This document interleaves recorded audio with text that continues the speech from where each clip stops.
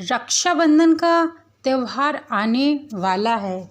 रक्षाबंधन 19 अगस्त 2024 को मनाया जाएगा। आपको बता दें कि रक्षाबंधन की आखिरकार क्यों रक्षाबंधन मनाया जाता है और क्या है रक्षाबंधन की कथा। ऐसी ही कथा मैं आप लोगों के लिए बताने जा रही हूँ, जो कि अपने आप में बहुत महत्वपूर्ण है। आखिरकार रक्षाबंधन का त्यौहार प्रारंभ कैसे हुआ और क्यों मनाया जाता है रक्षाबंधन का त्यौहार। अलग अलग कथाएं दी गई हुई हैं रक्षाबंधन के लिए। भविष्य पुराण में भी कई कथाएं देखने को मिलती हैं।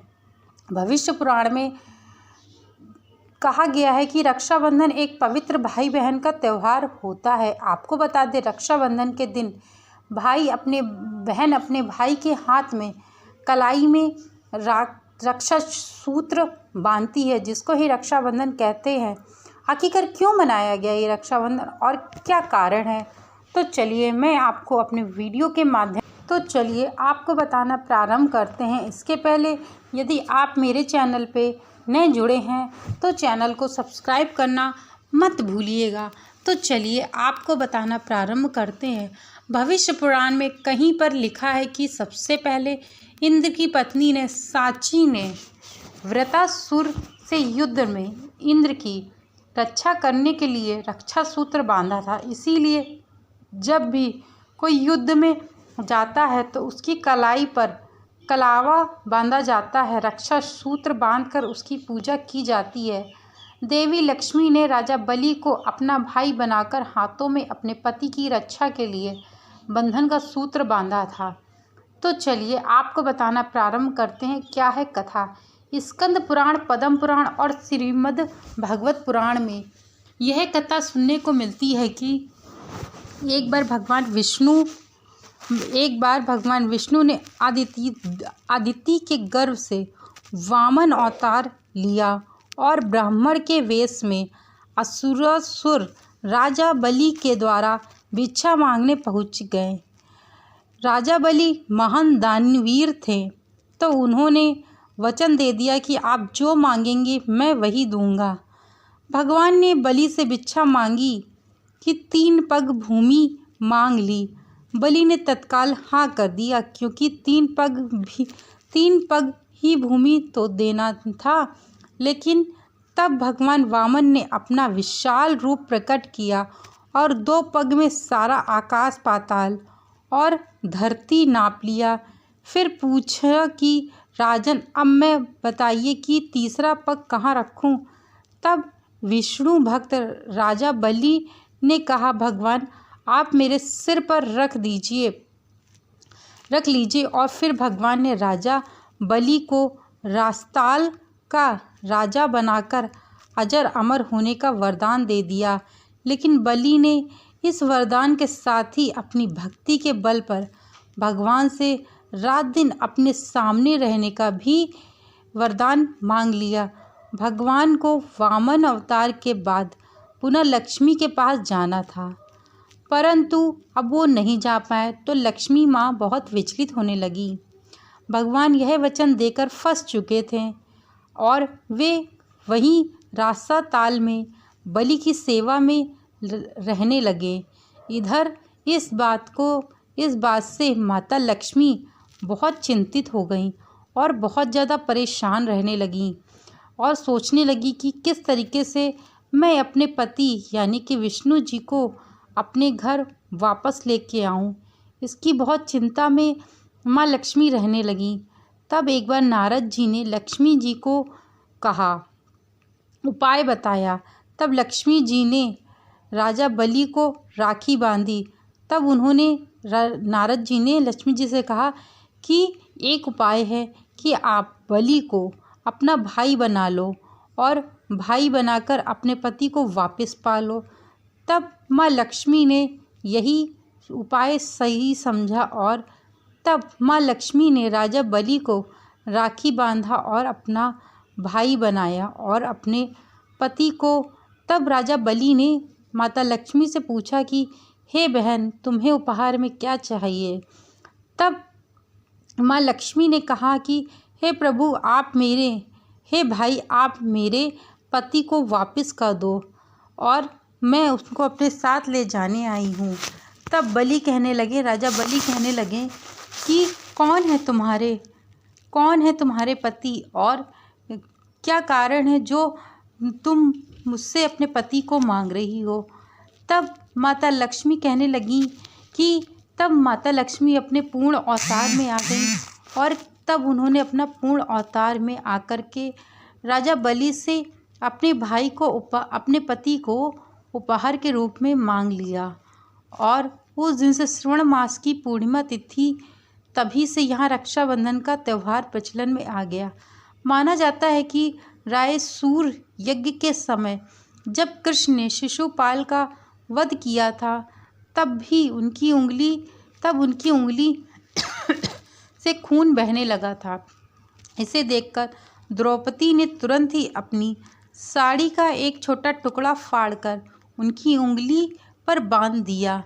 इस कर्म के बदले श्री कृष्ण ने द्रौपदी को आशीर्वाद देकर कहा था कि एक दिन मैं अवश्य तुम्हारी साड़ी की कीमत अदा करूंगा। इन कर्मों की वजह से श्री कृष्ण ने द्रौपदी के चीरहरण के समय उनकी साड़ी को इस पुराण के बदले ब्याज सहित इतना बढ़ाकर लौटा दिया और उनकी लाज बचा ली। कहते हैं कि इसी के बाद से रक्षाबंधन बहन भाई का त्यौहार परंपरागत प्रारंभ हुआ।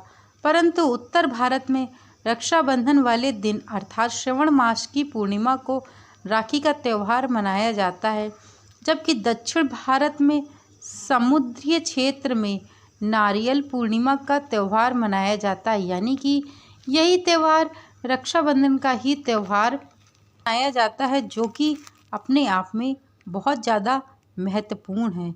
दक्षिण भारत में मछुआरे मछली पकड़ने की शुरुआत इसी दिन से भगवान इंद्र और वरुण की पूजा करने से करते हैं।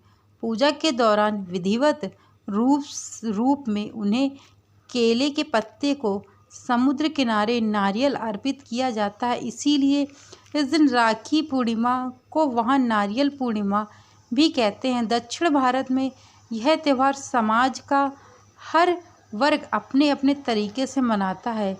इस दिन जनेऊ धारण करने वाले अपनी जनेऊ बदलते हैं। इस कारण इस त्यौहार को अबीतम भी कहा जाता है। इसे श्रवण ऋषि तापण ने भी प्रारंभ किया था। वहीं प्राचीन काल में की बात करें तो प्राचीन काल से ही राखी के रूप में मौली या कलावा बांधने का प्रचलन रहा। हाथ के मूल 3 रेखाएं होती हैं जिनकी मणिकबंध कहते हैं। भगवान वह जीवन रेखा का उद्गम स्थल भी मणिकबंध ही है। इन 3 रेखाओं में दैहिक, वैदेहिक और भौतिक जैसे त्रिविधि पापों को देने व मुक्ति करने की शक्ति रहती है। इस मणिकबंध के नाम शिव, विष्णु, ब्रह्मा है। इस तरह शक्ति, लक्ष्मी, सरस्वती का भी यह साक्षात वास रहता है। जब हम कलावा का मंत्र रक्षा हेतु पढ़कर कलाई में बांधते हैं तो यह 3 धागों का सूत्र त्रिदेव व त्रिशक्तियों को समर्पित हो जाता है, जिससे रक्षा सूत्र धारण करने वाली प्राणी सब प्रकार से रक्षा होती है। आपको बता दें कि शास्त्रों का ऐसा मत है कि मौली का यह राखी बंधन से त्रिदेव ब्रह्मा, विष्णु, महेश तथा तीनों देवी लक्ष्मी, पार्वती और सरस्वती की कृपा प्राप्त होती है। ब्रह्मा की कृपा से कीर्तिकी, विष्णु की कृपा से रक्षा तथा शिव की कृपा से दुर्गुण का नाश होता है। इसी प्रकार लक्ष्मी से धन, दुर्गा से शक्ति और सरस्वती से बुद्धि प्राप्त होती है। यह मौली किसी देवी या देवताओं के नाम पर भी बांधी जा सकती, जिससे संकटों और विपत्तियों से व्यक्ति की रक्षा होती। यह मंदिर में मान्यता के लिए भी बांधी जाती है। आपको बता दें कि संकल्प के लिए भी रक्षा सूत्र बहुत काम आता है। जिस तरह कि राजा बलि ने 3 पग भूमि को दान में देने के पहले जल छोड़कर संकल्प लिया था कि मैं 3 पग भूमि दान करता हूँ, इसी तरह रक्षाबंधन पर हम बहन को उसकी रक्षा का वचन देते हैं। मौली बांधकर किए गए संकल्प का उल्लंघन करना अनुचित और संकट में डालने वाला सिद्ध हो सकता है। यदि आपने राखी या मौली बांधी है तो उसकी पवित्रता का ध्यान रखना बहुत ज़रूरी होता है। मित्रों, ये मैंने आपको कि रक्षाबंधन का त्यौहार कब से प्रारंभ हुआ और क्यों मनाया जाता है, किन किन लोगों ने रक्षाबंधन के पवित्र त्यौहार को मनाया है, किस देवी देवताओं के लिए समर्पित है और दक्षिण भारत में किस तरीके से मनाया जाता है और उत्तर भारत में कैसे मनाया जाता है, संपूर्ण जानकारी मैंने आपको अपने वीडियो के माध्यम से दी है।